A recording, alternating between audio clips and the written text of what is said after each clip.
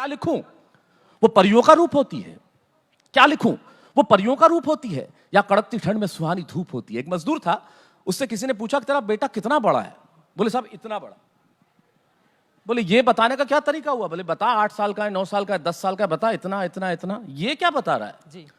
बोले मजदूरों की जिंदगी में कैलेंडर तो होता ही नहीं साहब, तो दिनों का तो पता चलता नहीं, इसलिए उम्र का हिसाब नहीं है। और ऐसा ऐसा ऐसा इसलिए नहीं बता सकता कि सुबह जब काम पे जाता हूं वो सोया रहता है, रात को आता हूं तब तक सो जाता है। देखा ही ऐसे है साहब, ऐसे तो देखा ही नहीं। तो जब वक्त अपनों से दूर कर देता है तो क्या लिखूं? क्या लिखूं? वो परियों का रूप होती है या कड़कती ठंड में सुहानी धूप होती है। वो होती है उदासी के हर मर्ज की दवा की तरह या उमस में शीतल हवा की तरह। वो पहाड़ की चोटी में सूरज की किरण है या जिंदगी सही जीने का आचरण है। वो आंगन में फैला उजाला है या मेरे गुस्से पे लगा ताला है। जब हम गुस्से में घर में जाएं, बच्चा सामने आ जाए तो आप संयत हो जाते। क्या लिखूं? वो परियों का रूप होती है या कड़कती ठंड में सुहानी धूप होती है। वो होती है उदासी के हर मर्ज की दवा की तरह या उमस में शीतल हवा की तरह। वो पहाड़ की चोटी पे सूरज की किरण है या जिंदगी सही जीने का आचरण है। वो आंगन में फैला उजाला है या मेरे गुस्से पे लगा ताला है। वो आकाश गंगा जो सिर्फ झिलमिलाती है, वो हंसी की नदी जो सिर्फ खिलखिलाती है, वो ताकत जो छोटे से घर को महल कर दे, वो काफिया जो किसी गजल को मुकम्मल कर दे। वाह वाह, शानदार। वो काफिया जो किसी गजल को मुकम्मल कर दे।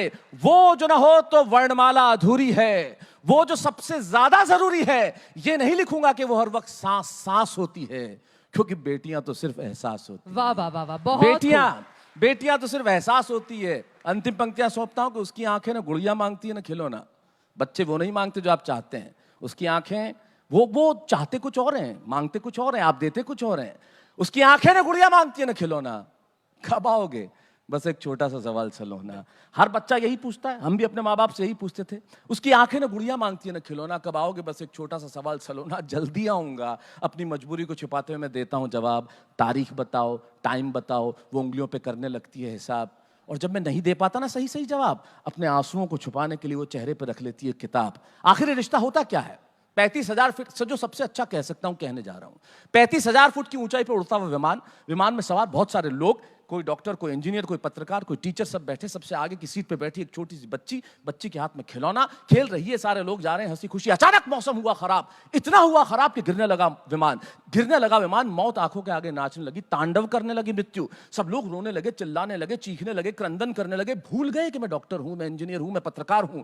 याद नहीं आया उस वक्त, सिर्फ एक चीज याद आई कि मौत से बचा ले ईश्वर। अगर बच गए तो जिंदगी के अंदर फिर कोई दोबारा गलत काम नहीं करेंगे। आंसू बहते रहे, वो लड़की खेलती रही, लोग चिल्ला रहे थे। अचानक ईश्वर ने सुन ली पुकार। संयत हुआ मौसम, संयत हुआ विमान, उड़ने लगा विमान। सबकी जान में जान आई। और जब जान में जान आई तो किसी आदमी ने उस बच्ची को जाके देखा और कहा, बेटा हम मर रहे थे, हम मरने वाले थे, हम रो रहे थे, हम भूल गए कि हम किस पद पे हैं, हमारा कद क्या है या हमारी हद कितनी बड़ी है। सब कुछ भूल के हम रो रहे थे और तुम बैठी बैठी खिलौने से खेल रही थी। बेटा तुम्हें नजर आता है?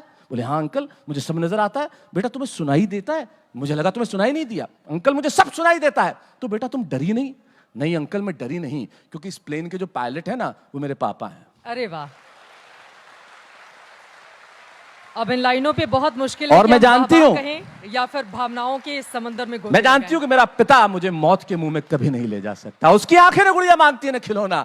कब आओगे? बस एक छोटा सा सवाल सलोना। जल्दी आऊंगा, अपनी मजबूरी को छिपाते हुए देता हूं जवाब। तारीख बताओ, टाइम बताओ। वो उंगलियों पे करने लगती है हिसाब। और जब नहीं दे पाता ना सही सही जवाब, अपने आंसुओं को छुपाने के लिए वो चेहरे पे रख लेती है किताब। वो मुझसे ऑस्ट्रेलिया में छुट्टियां, मर्सिडीज की ड्राइव, 5 स्टार होटल में डिनर या नए नए आईफोन नहीं मांगती।